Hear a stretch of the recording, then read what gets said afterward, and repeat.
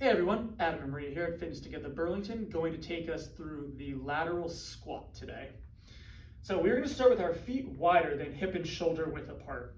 If in this starting position Maria has 50% weight distribution from leg to leg, as she goes here to the right, we're going to want to see this pelvis translate through space and almost end 90-10. And then she's going to push through that instep back to the top. So in this position, as she moves, that knee is going to bend, that butt's going to start to sit down and back slightly. And then as she loads back to the top, she's going to push through this instep of her foot. As Maria's going through this position, she's going to tell me she feels the top of her thigh and the outside of her thigh.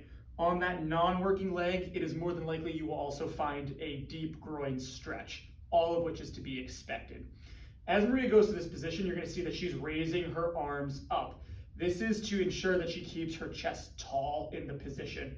We do not want to see any chest ending up parallel to the floor as you're going through this position. As I have Maria now turn to the side, when she moves through this position again, you'll see that this should end exactly as a squat would look from the side.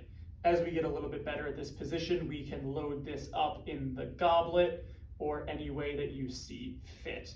One final piece that I do want to draw attention to, the difference between here a lateral squat and a lateral lunge. So I'm going to have Maria turn back here to the camera.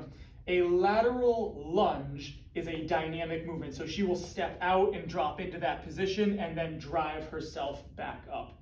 As we saw before, the squat is just that static position moving down and then back up to the top. Again, this has been Adam and Maria here at Fitness Together Burlington.